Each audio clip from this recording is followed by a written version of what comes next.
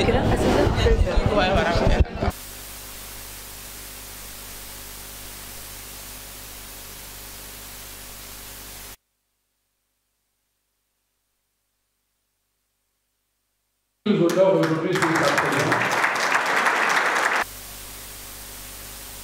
Ouais, je pense que le groupe africain de l'UNESCO avait, au cours d'une de ses plénières, résolu de faire connaître l'Afrique ici au sein de l'UNESCO, notamment sur le côté culturel, intellectuel et autres, artistique.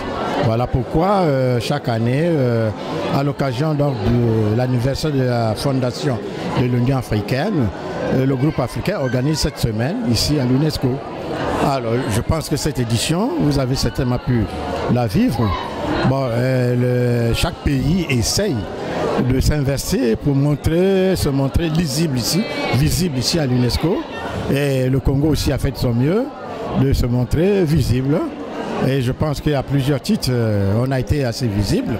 Dans la mesure où la marraine de la semaine africaine, la princesse Lala Asna, est repartie avec le don de le groupe africain, mais ce don était une statuette du Congo.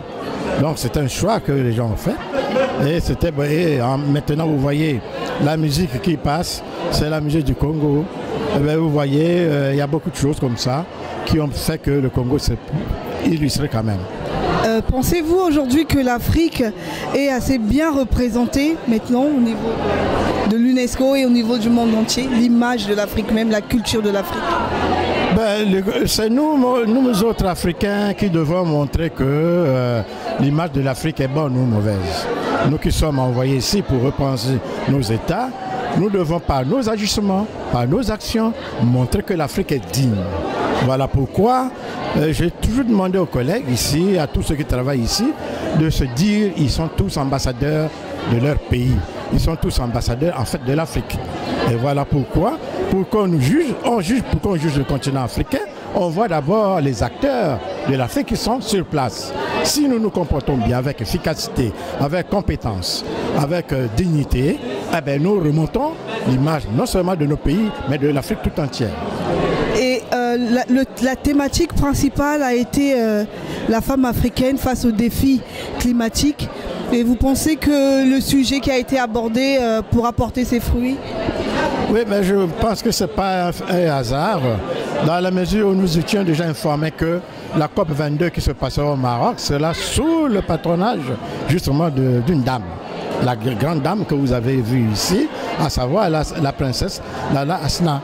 Donc c'est une problématique qui est très importante, d'autant plus que si vous voyez en Afrique, l'économie domestique repose sur la femme.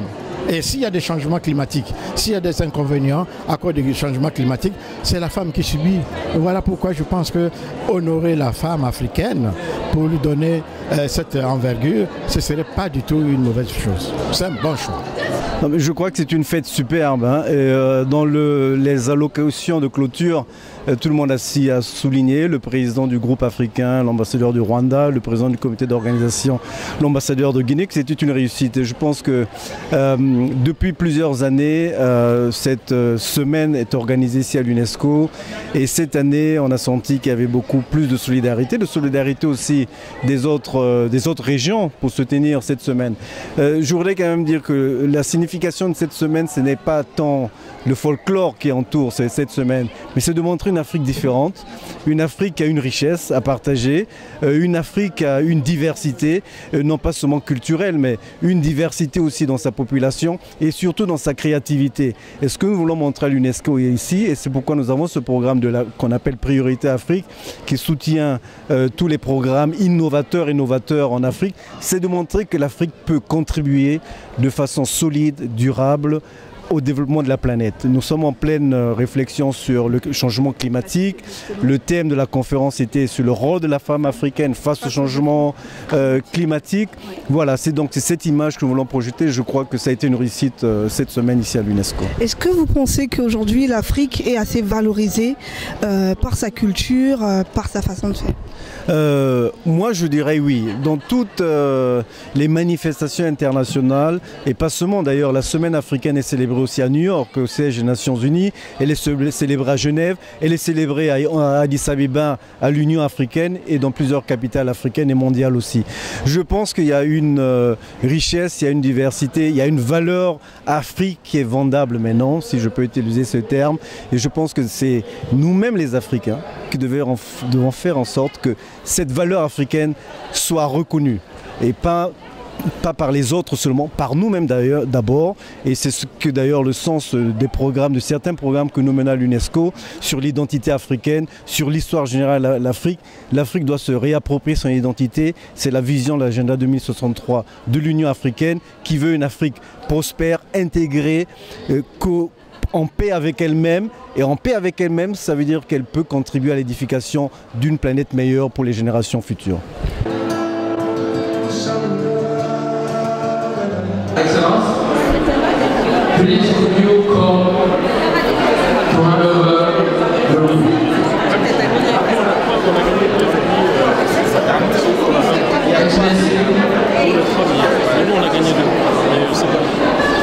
Je m'appelle Farid, on est content et heureux de représenter le Maroc. Notre société s'appelle Orangeade et on a mis en avant l'artisanat marocain. Donc voilà, et le second point c'est de bien mettre en avant les différentes cultures de chaque pays africain. Donc c'est très bien parce qu'en France, je pense que les gens ne connaissent pas cette culture-là. Donc c'est bien que l'UNESCO ait mis en avant ces différentes cultures, les artisans de chaque pays. Donc c'est très bien. Donc non, c'est plutôt positif. Et que représente pour vous la présence au fait de la princesse du Maroc? C'est symbolique, parce que bon, déjà en termes d'image, qu'elle soit venue, ça permet de mettre en avant l'Afrique, de donner une certaine image de l'amour.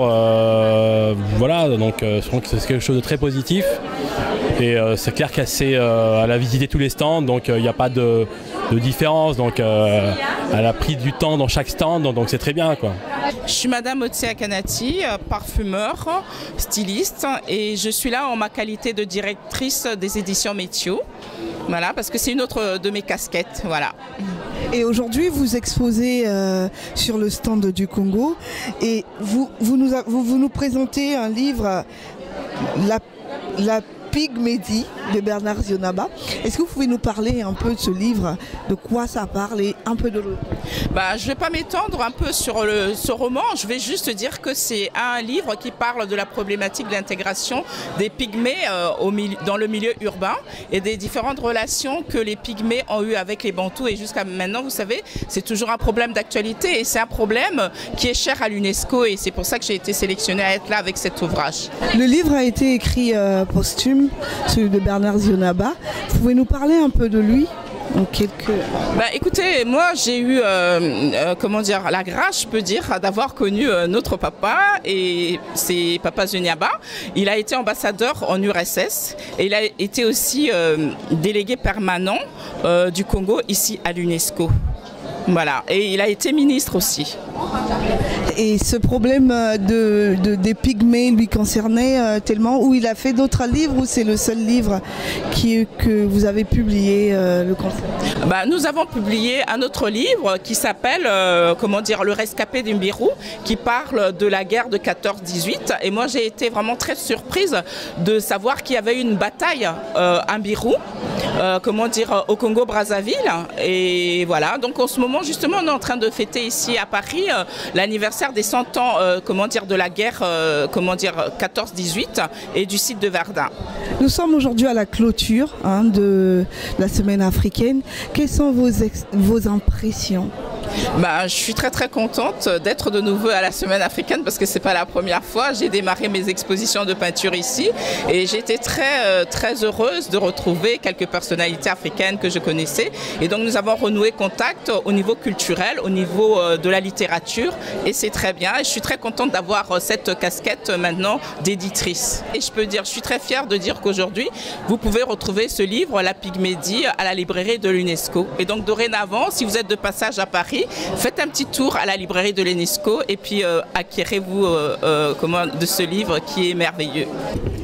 Ces 3 jours de la semaine africaine ont été bénéfiques pour moi.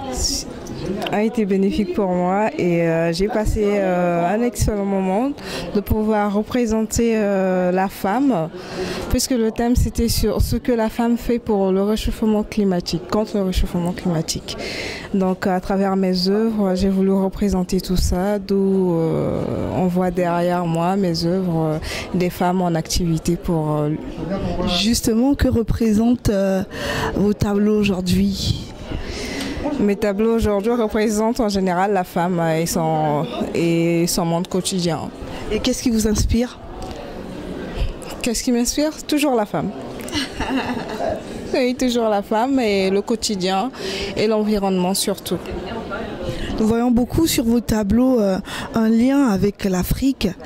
Et est-ce toujours ainsi dans vos peintures ? C'est toujours ainsi. Au fait, c'est pas particulièrement l'Afrique. Là, je veux représenter des femmes du monde entier dans mes peintures. Donc, tout le monde peut se l'approprier.